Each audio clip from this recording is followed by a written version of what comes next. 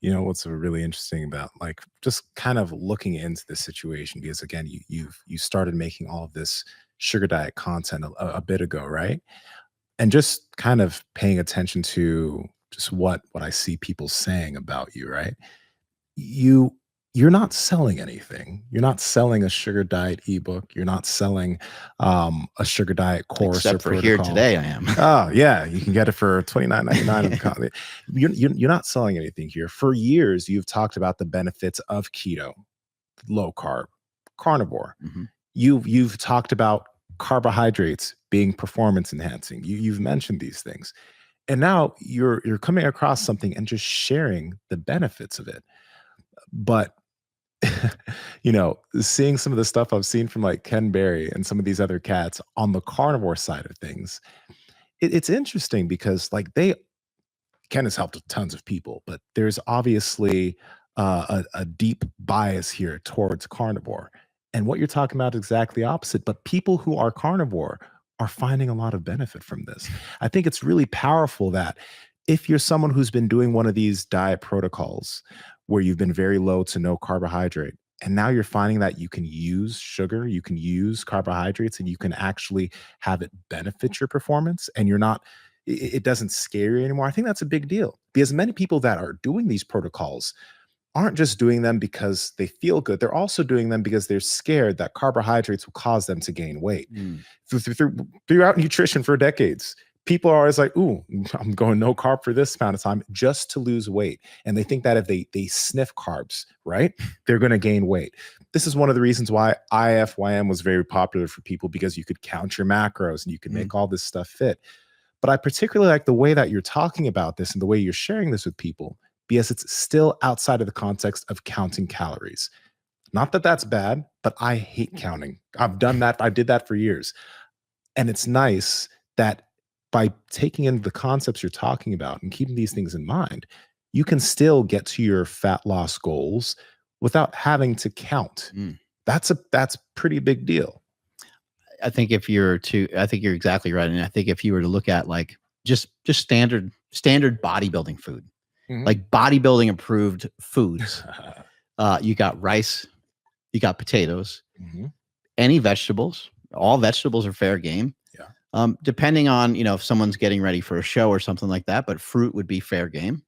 Some amount of dairy would be fair game. And bodybuilders don't mind having some stuff in there that's a little like on the outer edge of like being okay, like cereal and stuff like that, pre-workout and those things. But just take kind of the standard bodybuilding foods. You got chicken breast. You have usually very lean sources of meat. They'll do fish. A bodybuilder that's not getting ready for competition will also utilize some red meat. They'll have a variety of meats and fish and so forth, salmon, getting in, really good amounts of EPA and DHA and all these things. Well, if you just take that diet and you just try to consume as much of that food as you possibly can, of course, you're going to gain some weight because you get to mix some of those foods together. You get to mix rice and chicken and so forth. But if the meat is pretty lean, if your fats are pretty low, you're going to find it really an uphill battle, very challenging if you're training multiple times a week, very challenging to lose weight. And so I think that's a great option for people. Stan Efferding's vertical diet, I can't sing the praises of it enough. It also has the FODMAP is in there as well, where you're trying to have these foods that aren't going to cause a lot of gas and bloating and stuff like that. So people that haven't looked up, maybe Ryan, you can pull up a FODMAP so we can take a look at some of those foods, because some people might need to be aware of this for when they're trying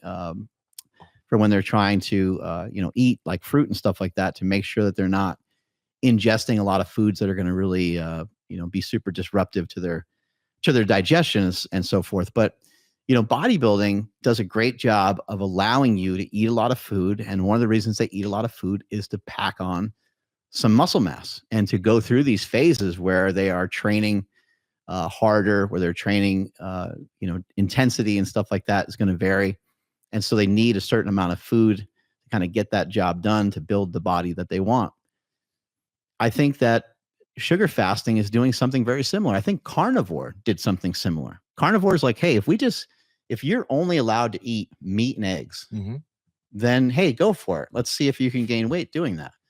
Now, it might be hard to gain weight for somebody that's already pretty heavy for them to gain weight when they're trying a carnivore diet. But for somebody who is maybe leaner and in better shape, but can still pound a lot of food, they might be in this real caloric surplus. Yeah.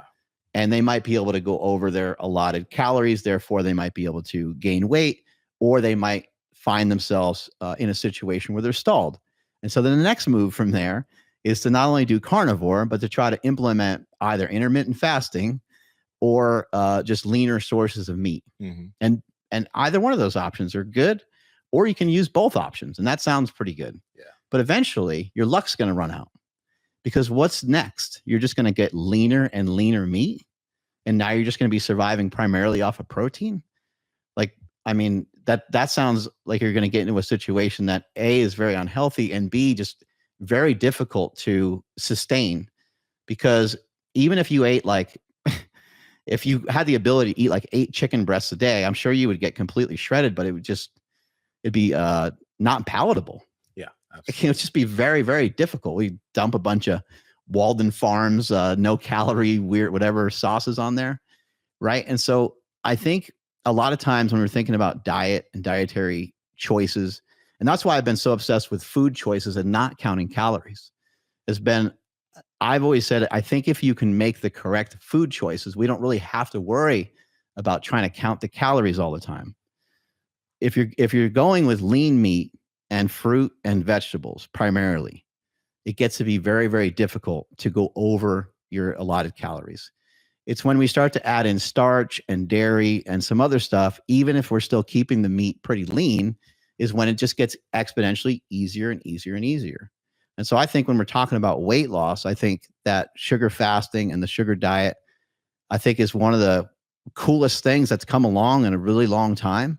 Maybe it's as powerful as some of these other interventions, or maybe it's superior.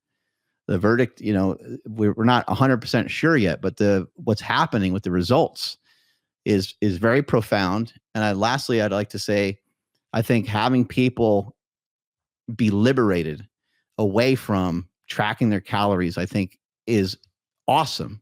And it's something that I think a lot of people should just try, because I think a lot of people have kind of maybe subconsciously developed almost too much worry, almost too much concern over their caloric intake, where they're just, I call them calorie counting cunts, because I think it's just, you're too focused on this thing of losing weight. And we talked about this many times on the podcast before. If you look at CrossFit girls and you look at some of the CrossFit guys, they have incredible physiques. And a lot of times they're not even really thinking that much about the physique. They're thinking about performance. Yeah.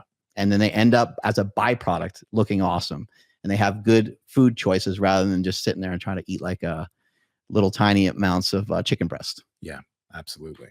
I'm curious about this, man. You've had multiple conversations with Cole about this, and I've heard Cole mention this too, but why is this diet breaking some of those metabolic rules, you think? And I mean, I know you haven't done research into this, et cetera, but when I was helping people diet and get ready for shows, just helping people lose body fat, and I was having them count, you'd drop the calories, you'd have a certain amount of expenditure so we could see the scale continue on, right? But there comes a point where you just got to do a diet break. If they've been dieting for 3 months, you might do a small diet break for maybe 3 to 4 weeks, where the calories come up a little bit, where we're not looking for weight loss, but we're looking to hopefully just boost that metabolic rate again a little bit, so that when we start bringing the calories down, they can have consistent drops, right? But I've heard Cole and I've heard you mention how, like, because of the energy intake and because of like the type of food you're eating, that you just have also this increase in actual energy, more so probably increase in NEAT. So you move around more, et cetera, and your metabolism, your metabolic rate increases. Have you found that to be true for yourself? Has Cole, like, what is the reason that he's been talking about this? Because it's something that, let me just say this, I've noticed for myself when doing this. I noticed that, like, you told me not to back off of eating, so I started pounding down on those days that I just did a pure sugar fast, just pounding fruit. I was a little bit careful with the candy because if I pounded candy, that could be wild. I drink juice, and you know how it is with me and juice, like chicken, but the thing is I was dropping weight. I dropped weight the next day, right? The next day I had a little bit of I had carbohydrates and I had some protein, but the next day I hit another low. I'm like, I know that my calories are much higher, but I also know that because of what I was eating, I was driven to move more, right? So what do you think's going on there? I think there's probably a bunch of things going on there. I don't know how much we get to escape the laws and rules surrounding calories and energy intake. Yeah. But I do think that there's been a lot of information associated with different foods having a different, maybe like caloric impact or caloric effect, or even like caloric burn.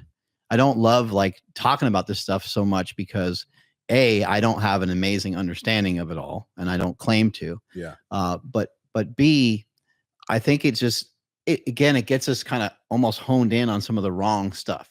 Like I just want to see the scale drop for people. Yeah. So like I just want to hone in on that. I do also want to make sure that we're not losing muscle, and we can talk more about muscle loss and stuff like that in a little bit, because I'm trying to get to that 200-pound mark, and that's very very challenging.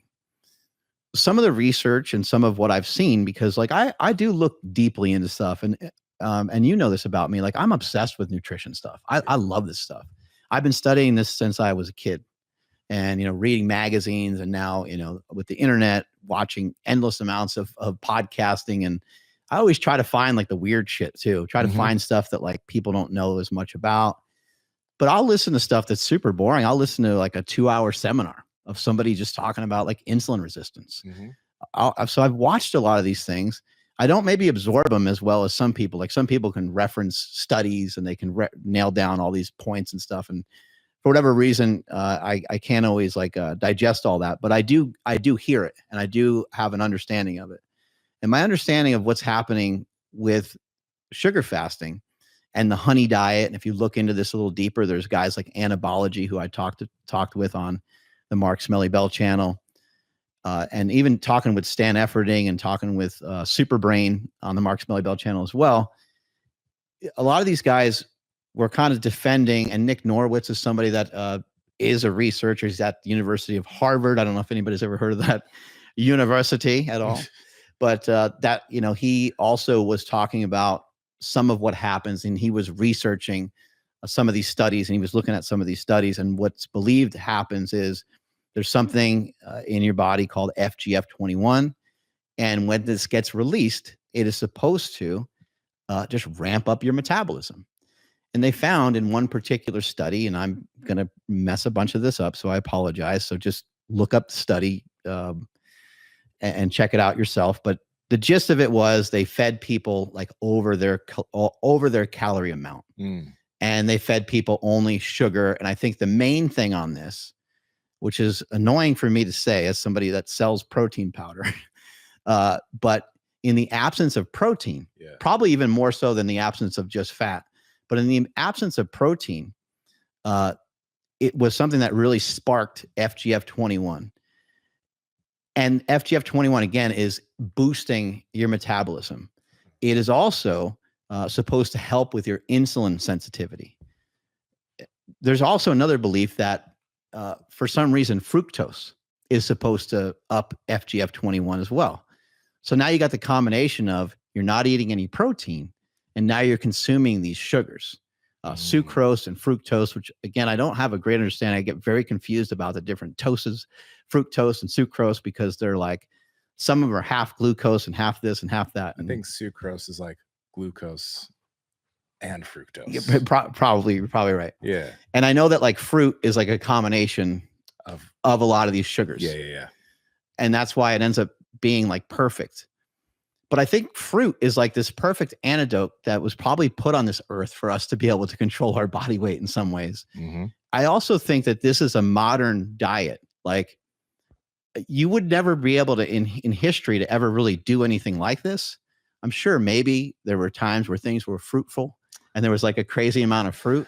Yeah. But now yeah, you just, can have DoorDash or whatever, just deliver a bunch of fruit, drop it off at your front door. hmm And you can sit there and consume 8,000 calories of fruit and run this sugar diet experiment. yeah. But I think it's kind of cool that you're able to do that. I would say that like, we don't necessarily get to completely circumvent the idea of calories. Yeah. No. Even though this FGF21 comes into play. And there's something else that my friend Joe English made me aware of called GDF15. And these two in combination seem to be very responsible for the dramatic weight loss that some people are experiencing. What I would say is that everyone's body is a little different. So not everyone's body is going to just completely flourish on this diet out of nowhere. FGF21 is supposedly high in people that are obese. So that's a kind of scratch your head moment, right? But we also know that insulin is higher. Fasted insulin is higher in people that are obese as well. But insulin is very anabolic, and insulin can be responsible for muscle gain and muscle growth and so forth. And so what happens is people become resistant. They become insulin resistant. Somebody that's heavy is consistently producing insulin around the clock to try to clear their blood glucose, to get their blood glucose in a manageable range. But over time, because they are continuously producing insulin, the body becomes desensitized to it. And the same thing is probably happening with FGF21. So there's a lot of different things that are going on, but the basics of it are, it appears that from this one study, you keep in mind it's one study that Nick Norwitz reviewed, the people in the study were able to be fed more calories. And I think it got to be around 600 to 800 more calories, which is pretty significant. It is. Like that's a pretty large amount. And it's not the first time that this has happened. Like this has happened in other diets, and this has happened where people examine different things. And the interesting thing about this diet was they also went through the other side and they just fed people fat, and they ended up with the same thing. So I think it was like an increase in your metabolic rate of like 20%. Wow. Again, results are going to vary. So like someone might do this and they might only have 5% difference. Some might have 30 or 40. Some might have more, right? Yeah.